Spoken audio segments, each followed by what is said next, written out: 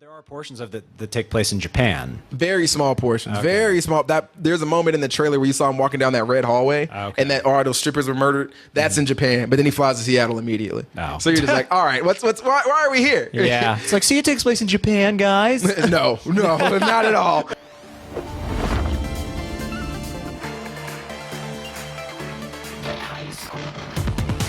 I know y'all been waiting for this for a while, again, because you saw me talking about this on Twitter, if you were following me. I live tweeted this shit. Excuse me, that's not my rating. But I live tweeted a certain thing that's on Netflix right now, an anime, and I think probably of everybody up at Double Toasted, I think we probably watch anime the most. Probably. Yeah. Martin doesn't watch it at all. Martin don't condone that shit. Yeah, to use his words. Yeah, but we had a new anime drop on Netflix recently, and of course, people, that is Death Note, and we talked about it up here before, actually, and we were like, yo, the game is fun. The game. The movie, the anime is fun. They've actually had movies before that were somewhat decent. It could be okay.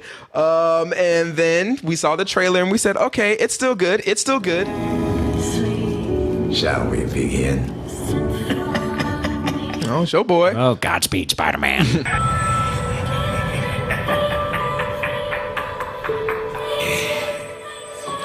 Yeah, that joke like Jared Leto comes in. Yeah. Oh God, Want no beef. Write his name in that thing. Jesus, I don't think that would kill him. No, he was like, that movie is that bad. I'll live forever. Just damage him. Yeah, just damage. But people with Netflix, Netflix. If you broke and need Netflix,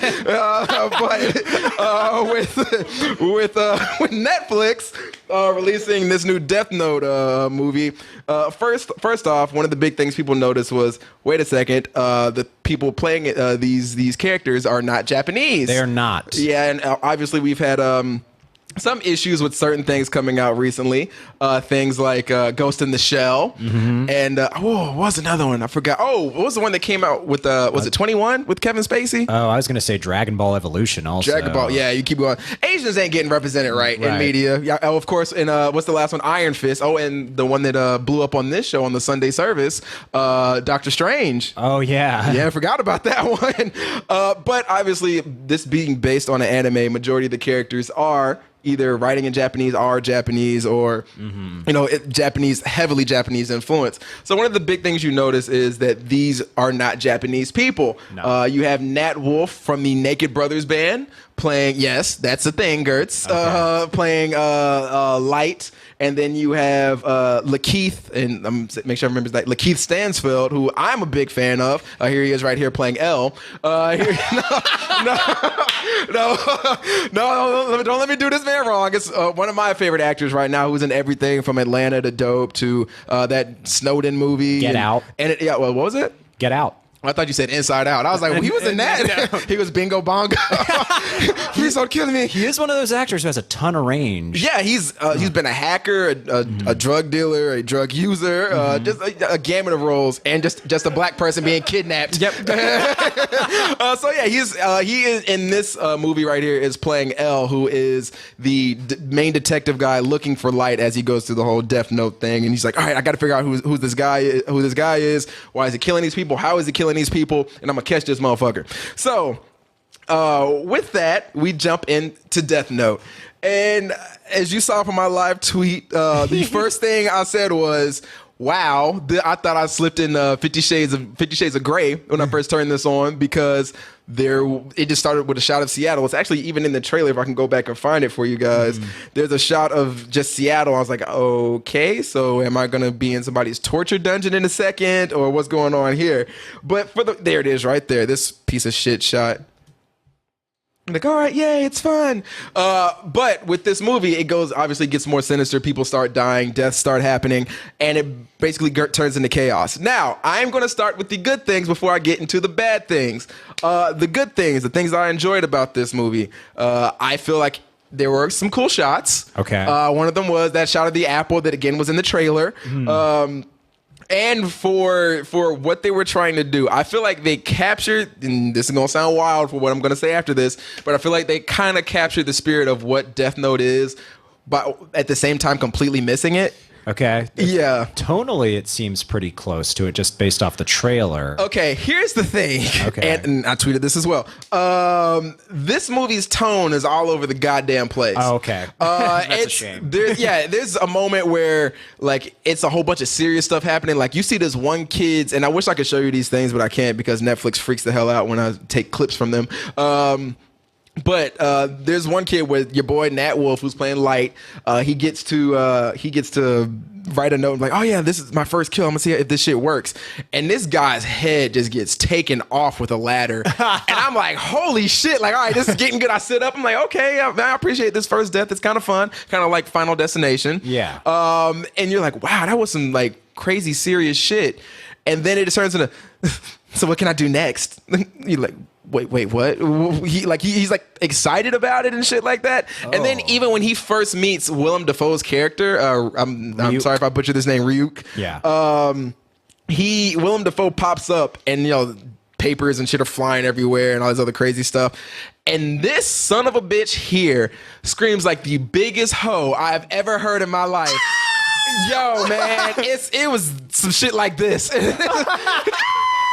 was like, oh my God, yo, what the fuck? I'm like, so wait, you know, from being this dark ass serious tone movie to like some goofy nonsense like this. And even before this, the tones keep switching up a bunch. There's a moment where he's outside watching this kid being bullied, and this girl jumps in to stop the kid from being bullied. Mm-hmm. And this clown goes in between. He's like, stop it! You don't know what you're doing. And he's like, the bully's like, well, I'm gonna kick your ass instead. He's like, well, oh yeah, I'm 17 and you're 18. So if you beat me, that's child abuse. I was like, I don't know if he knows how that works. Yeah. Now, to be fair, and this is just me playing devil's advocate, tone shifts are things that are very prevalent in almost every major anime. Right. So do you think maybe that's what they were going for here? Or do you think it was just incompetence? Okay. No. I'm not giving these people more credit than they deserve. Usually I'm optimistic and I try to be the nice guy. Like, y'all were going for something. You missed it, but you tried to hit it. Okay. Like, I don't know if these people even saw the original Death Note anime. Yeah. So I don't. With them, it's weird to me what they were doing tonally in this. And I understand with certain animes, you can bounce back and forth between like Attack on Titan. You can watch somebody get eaten 1 second, then they're cracking jokes about bread the next. Yeah. So things like that is like, yo, I understand, but in this, it just stops on a dime. Like, it's not even a scene change. It's just like, all right, I've just killed somebody, now I'm about to scream like a little punk. So yeah, that's one of the major issues in this movie is tone changes. The second issue is, and I hate to say this, miscasting. This man is an amazing actor. We just talked about how good he is, and I don't think I've seen him be horrible in anything. Yeah. And even in this, he's not horrible. He's trying his ass off. He's trying so hard. Mm-hmm. He's trying so hard, y'all. Just in the trailer, he looked like the best part. Him and Willem Dafoe. Well, yeah, and here's the thing with him. When he's given like dialogue, and keep in mind the dialogue in this movie is atrocious. He's delivering it as best he can. He's being very stoic. Again, Elle is a character who rarely sleeps and just basically eats candy, so he basically looks like a emo kid. Yeah. And with the way Lakeith plays him, you're just like, all right, I feel like he's doing okay. Like, he's doing a good job of being repressing emotions. And at the beginning, he's repressing emotions and he's not connected to anything. And he's figuring out all these crimes. And you can see the way his mind works. And you're like, all right, I appreciate that. But then in the end, he's just the most emotional person in this movie. Oh, that's not true of the character at all. Exactly. Yeah. Like, there's a part, and I'm sorry if I'm ruining this for you. If you really gave a fuck about it, you would have watched it by now. He gets choked the fuck out in this movie by a cop. I was like, all right, let's not.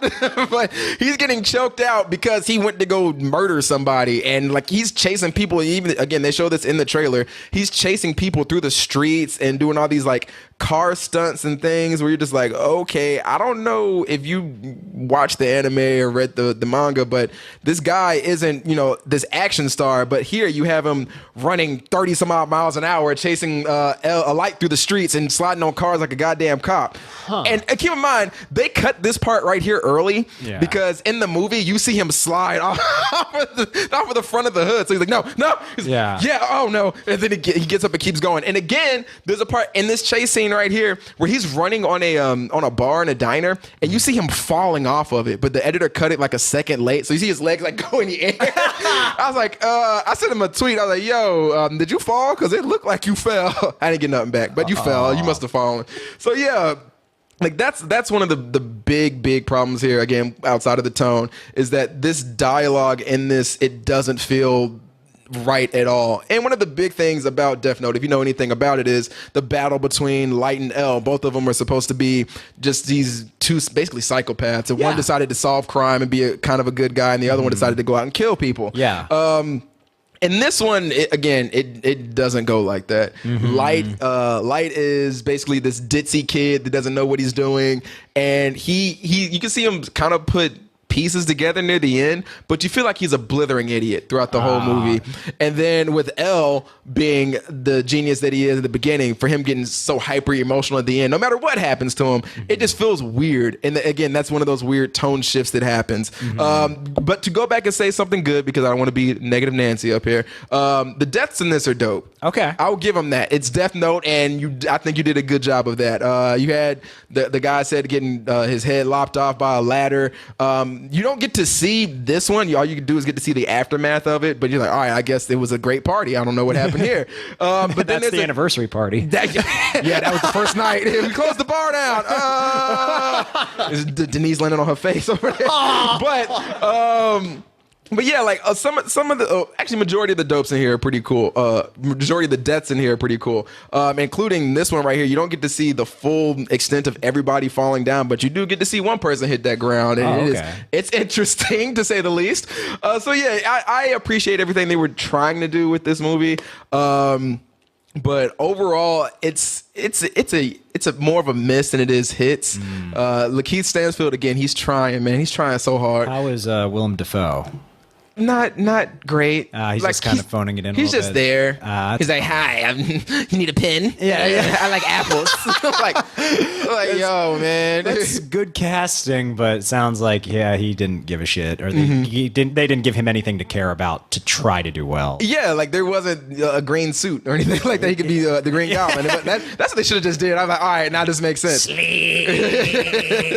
It was finishing. But yeah, man, this movie, it's nothing like the manga or manga, however you pronounce it, at all. It's again horribly miscast. And you got again Lakeith Stanfield, and you got this chick. God damn it! Stop going back to. It's like, no, we want Samuel L. Jackson to be in this movie. But yeah, you have this girl, Margaret. I can't remember her full name. Margaret something, playing Misa, and she's just kind of more of she's just a folly.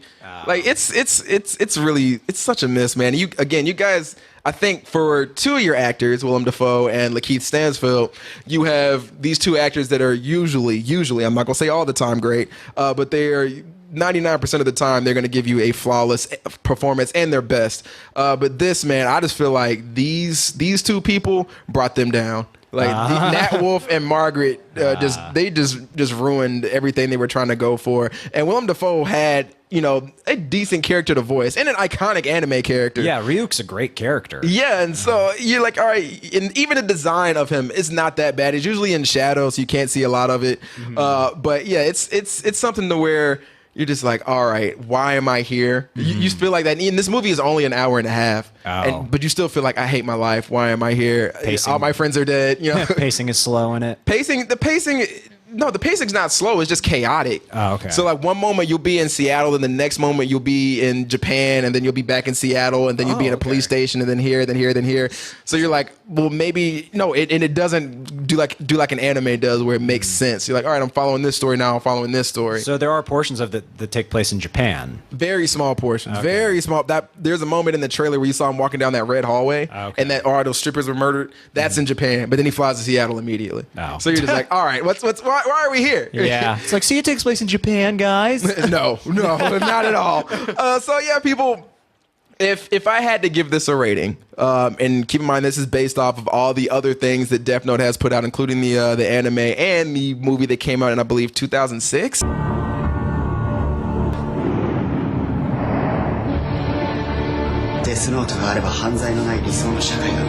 And y'all like, who is that guy? It's the boy from Battle Royale. If y'all know that movie, you probably noticed that guy. Oh, yeah. But yeah, this movie, I thought, did a better job with a fraction of the budget. And it didn't have, again, all these not A-list actors, but accomplished actors. Yeah. So yeah, that movie, I feel like it did a better job. And even the one that just came out recently in 2016, it looks like shit, but I feel like it probably still nailed Death Note better than they did it with Netflix. Ooh. I don't know, man. This shit looks awful. But they know what they doing now. Do they? They know their constraints. They're like, listen, it's gonna look like trash, but we're gonna give you the gist of it. And here's what your boy Ryuk looks like it is. That looks awful, man. It does. It looks terrible. But still, you ain't seen the new one yet on Netflix. But you haven't seen that. Soon. Soon. We're gonna watch this one of these nights. Ryuk. So yeah, people, it's with the new Netflix Death Note, I'm not going to give it a someone bullshit. I'm not. I know it sounds like I was leading towards that, but I'm not. I feel like the deaths were cool, which is kind of what I wanted. I like, even though the dialogue isn't that bad, I feel like Lakeith Stanfield did the best that he could with it. And I feel like Willem Dafoe even did the best that he could have done with the atrocious dialogue.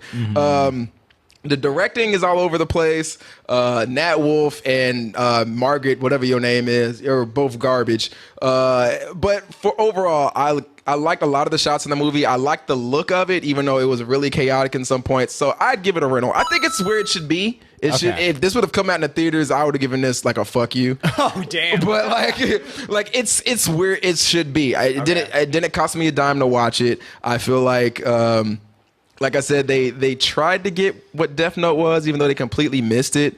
Like, as opposed to Ghost in the Shell, where I feel like they just made a different movie and slapped Ghost in the Shell on it. Yeah. So yeah, like I feel like this was made by somebody who was it, their reach exceeded their grasp. Like they were trying to do something, they just fucked it all up. Yeah. But yeah, so that's why I would give this a rental. If you do want to check this out, I don't think it's as bad as all this vitriolic hate that it's getting right now. Yeah. But keep in mind, it is not the best movie. No. It's probably not even the best movie on Netflix. Marlon Wayne's Naked is better than this. Yeah, our enemy of the show, Marlon Wayans. His movie is better than this. So I recommend, if you want to gauge it, go watch Naked and go watch Death Note, and you can figure it out there. So yeah, Death Note for me, it's a rental. Not too bad, but it's reaching to be bad. Would you rather see a series of Death Note with this cast or more episodes of Marlon on Hulu?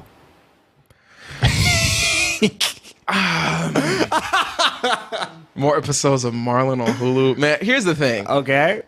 More episodes on Marlon on Hulu would take up more of my time than another Death Note movie, so I would say the Death Note movie.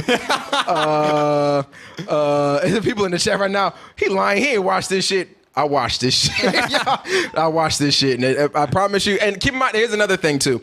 I'm not the biggest Death Note fan. I'm aware of it. I know of it, but I don't hold this shit to gospel. With Ghost in the Shell and things like Ghost in the Shell, Cowboy Bebop, things like that. When those are the ones I'd be like, no, don't you touch my property.